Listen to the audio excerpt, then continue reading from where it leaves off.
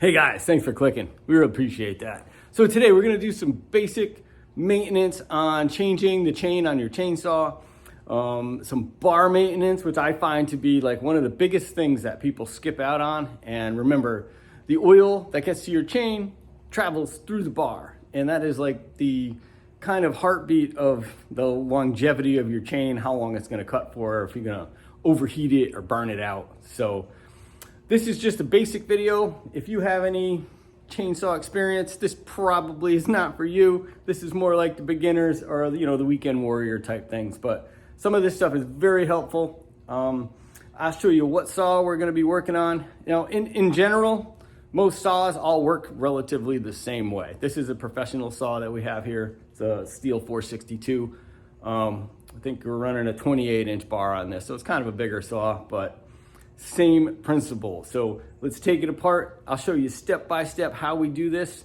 And another thing too, I see a lot of times people will sharpen their chain on the saw. Now, if you're out in the field and you're cutting all day long and you don't want to change the chain, that's fine. A little up touch. I always like to take the chain off because, again, like I said, if you sharpen on there, then you're not cleaning your bar out. And it really is important to do that. So let's take a look at what we have and see what we're gonna do. All right, so here's the saw we have. This is, it's a pretty big professional saw. This is a 28-inch bar. It's a stihl 462C. Fantastic machine, I love it. And as you can see, we've been cutting on this for quite a while here. These teeth have been kind of heated up. We did a lot of cross cuts.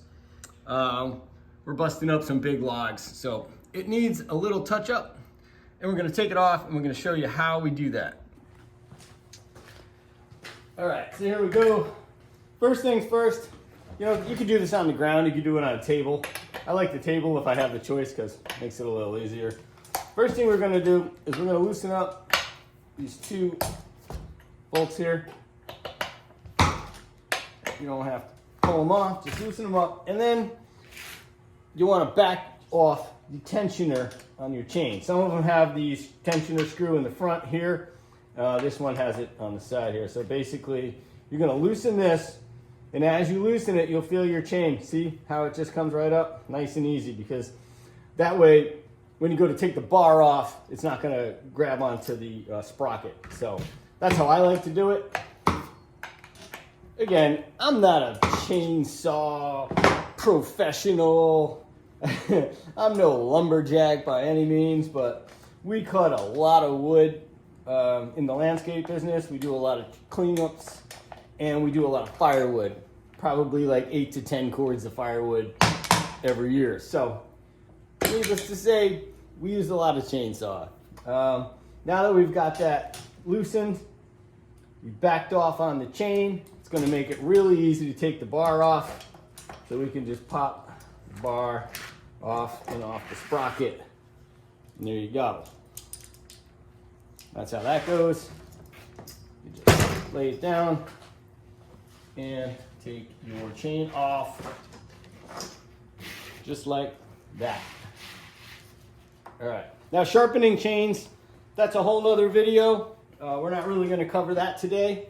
We're just going to change, but very important things and why I like to take the chain off when I sharpen it. Number one is everything that's inside all of these working parts here, you want to make sure it's clean. You want to make sure all of this debris is out of here, and you want to make sure that your oil is getting through. Here's this on this one, the oil passage comes through here and goes into the bar. All right, so that's that. And now, I was talking about bar maintenance. So what happens is, let me get a rag here so I can get a better video on this. All right, so what happens is the oil gets into the sawdust and it kind of makes like a grease almost, and it will clog up some of the ports that you need to make sure are free so your oil can get through. So like I said here on the saw, your oil comes through.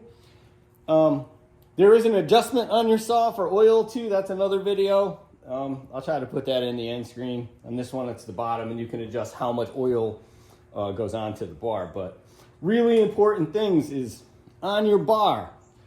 Bars are mostly all the same. Some of them have a couple different features, but for the most part, there is a tiny little oil port. Let's see if you can see that right here. There's a little oil port right there. And that is how the oil gets from the saw into the bar and then down the track. And there's one on each side. So here's one here. Make sure I'm on the video here. There's one here. And if you flip the bar, you're gonna have another one here. So making sure that these ports are, I don't know if you can see through, making sure that these are cleaned out is really, really important. Otherwise, you're not gonna get any oil to your bar, to your chain, and your chain's gonna heat up and burn out. Okay, so now that we have this off, important ways to do it. You can take a small screwdriver, a pick, I don't care what you use, and you're gonna pretty much just put it in the bar like this, and you're gonna drag it down. And as you can see if you can see this. As you can see, do you see all of the sawdust coming out of there? There's a lot of it. Now, the reason that I always go from the sprocket, there's a sprocket on the end of the chain guide, I'm not sure what the actual thing is. It's free. You wanna make sure that's free. I always go from the sprocket down this way, so you're not putting the lump of sawdust into the sprocket area. So that's just one way I do it. I always take it and I go this way. I mean, look at all of that stuff coming out of there. That's a lot of dust. That's gonna stop oil flow. Look at it all from getting to your chain. So that's how we do that. Okay. Now, if you're fortunate enough to have compressed air, that's great. And I do, so I always do it this way, and I'm gonna show you that really quick. Folks, you're using compressed air. If you have this, be smart. Put your safety glasses on. Don't be silly and be a hero, like, I don't need glasses.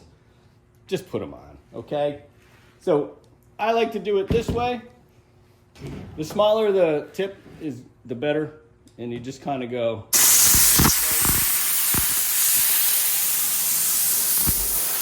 Right down the bar, just like that. I don't know if you can see it, but a whole lot of stuff came out of there. Right down the end of the bar. And then very important, make sure these oil passages here are cleaned out. Same on the other side. Okay. I can actually see light right through the oil passage on both of these, so I know that they are cleaned out. And then down to your sprocket, try to eyeball it. I mean, if it spins freely like this, really lightly, you know you're in pretty good shape. Some bars, here, I'm gonna blow this out. If it does that, don't overdo it, but that means it's free and clear. Some bars actually have a grease spot that you can shoot oil or grease into that lubes this. This one gets lubricated from the oil that comes out. That's how this bar works. Another reason you want to make sure that your oil is moving through the passageway here. So that is some basic bar maintenance right there. That's really, really important to do. And like I said, a lot of people skip this step and they don't make sure that this sprocket is free. And then you'll heat up the bar, you can bend it, and it just all kinds of bad things happen from there. So bar maintenance, do a really good job, clean it out to the best of your ability. All right, now that we got that covered, we're just basically gonna go over to this side. Like I said, if you have compressed air, it's awesome. It's the best way to do it. It's a little dangerous and you're shooting air into a lot of these crevices. So make sure you have your glasses on again.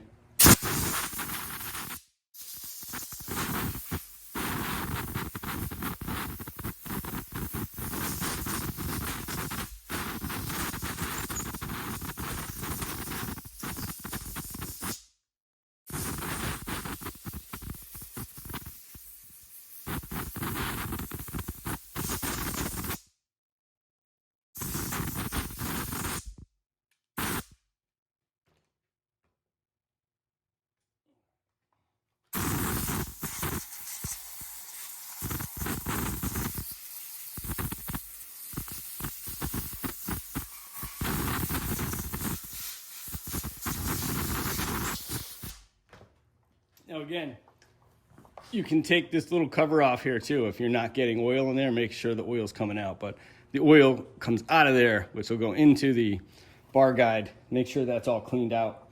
Make sure your cylinder, everything's clear, because the more air that gets through, the cooler your saw is going to run, the more efficient it's going to be, and the less chance of you doing damage to it. So make sure you get that all cleaned out. We're going to go ahead and put a new plug in here while we're cleaning this out. Air cleaner looks good. We blew it out. Just be careful if you use compressed air. Sometimes you can damage the filter on that. Like I said, not really what this video is about, but when you pull your plug out, take a look at it and see how it's burning. Sometimes if there is too dry, you'll see it's not really this video, but check it out, because you can always add a little more oil to your mixture. Make sure you're not running too lean, and that is not a good thing for these saws. But let's pop this back in there, and then we'll go ahead and put that bar back together and make sure we get the right chain adjustment. Okay, sorry that I rambled off a little bit on some other stuff, but while we had it on there, we wanted to get that done. So now we're going to put the bar and the chain back together. I like to sharpen my chains on the vise. That just works better for me. So we're going to swap this one out and put it over here for a moment. And I have a newer sharpened chain here. So now, first thing you're going to do, you got your bar all cleaned off. You're going to put it back onto your chain onto the bar. I always like to do it this way. Hang it from the top. You guys in here? Yeah. Sorry about the video. I'm just making sure you're in the right spot. Okay, now it does not matter which way you put the chain onto the bar. The only thing that matters is which way the cutting edge is. So it comes in from the bottom to make sure that your cutting edge is on the bottom. The bar, I know it says steel this way. The bar can go this way or that way. Either way, it makes no difference. All that matters is how you have the chain on there, and that the chain is in the right direction for cutting. I hope you understood what I said there. I'll show you more clearly once we get it on here. So here's how I do it. I just put it here. This is a pretty big bar, so it's a little tricky sometimes to get it to go on right. We're gonna get this down here. Okay, so I'm rambling again. I apologize. This little piece right here, that is the adjustment that moves the bar back and forth with this screw. So bringing that back like we did before is going to give you the room to put it in this hole. You're going to put the bar on like this. You're going to get your chain back here first. You're going to put your bar on here. You're going to get it into that keyway there.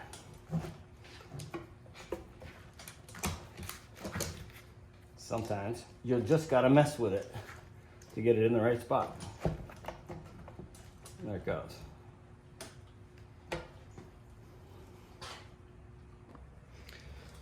All right, so you can do it like this. Make sure your pin is in the right spot. And then I like to tighten it up just a little bit. Here you can see your chain starting to go up. In your right position. And then you're going to take your cover and you're going to get your cover back on here. You're going to line that up by hand.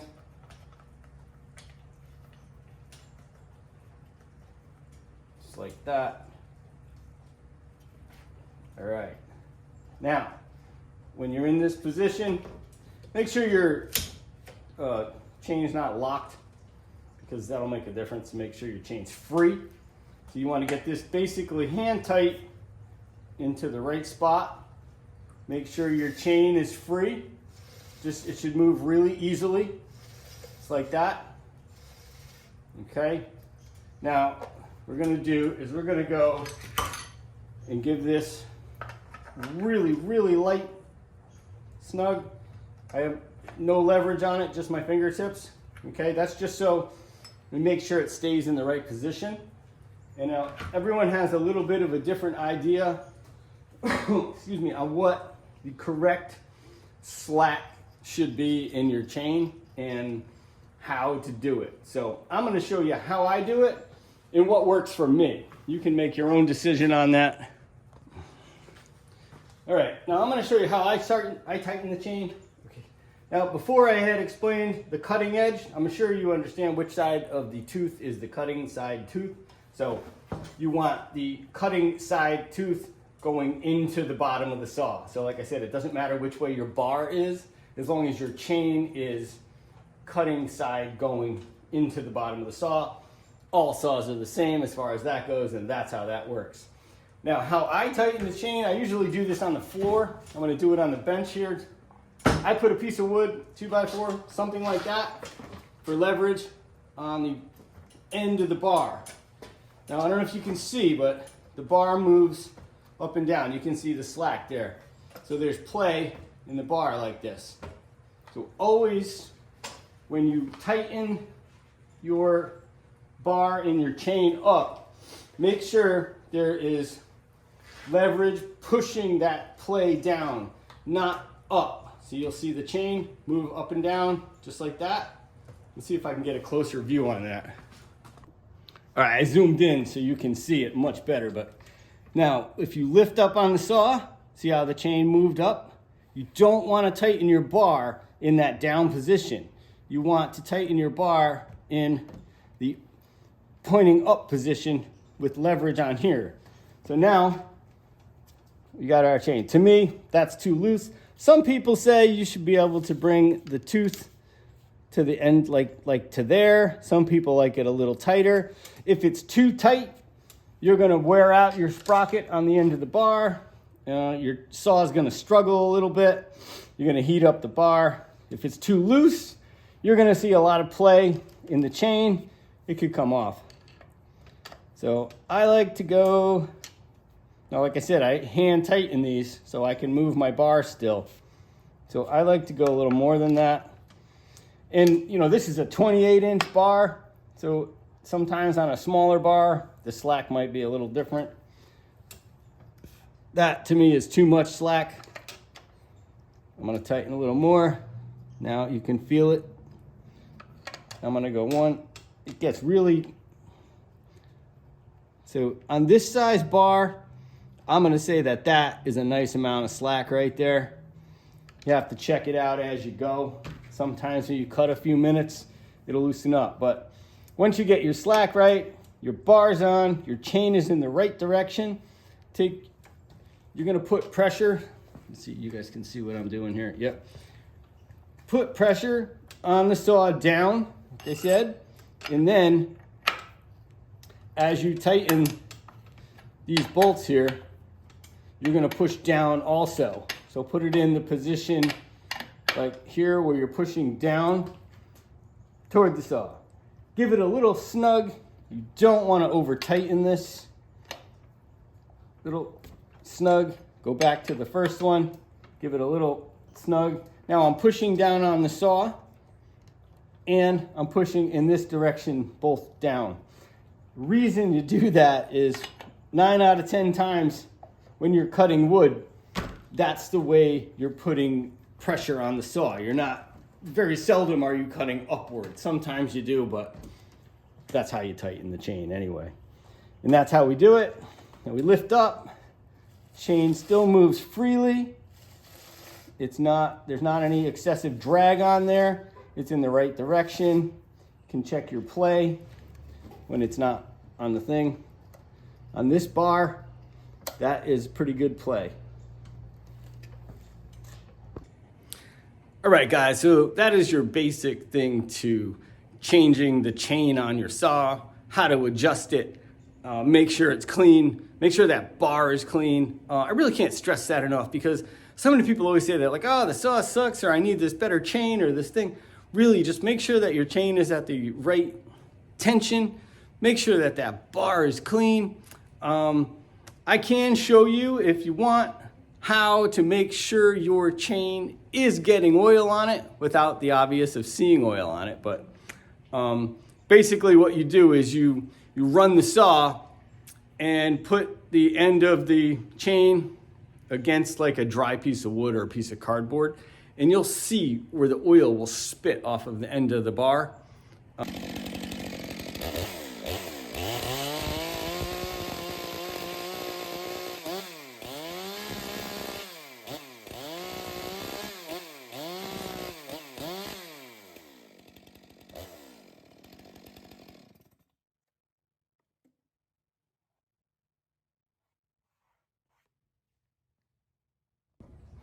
Okay, so that's how you know if the oil is coming through. You can see it onto the thing. You can do it on a piece of wood while you're out there just to make sure. You'll be able to see it after it runs for a minute.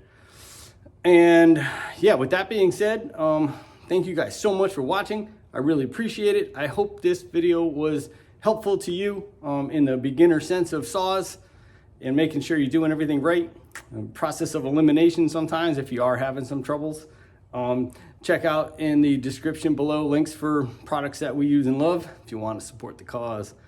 Peace, everybody. Thank you.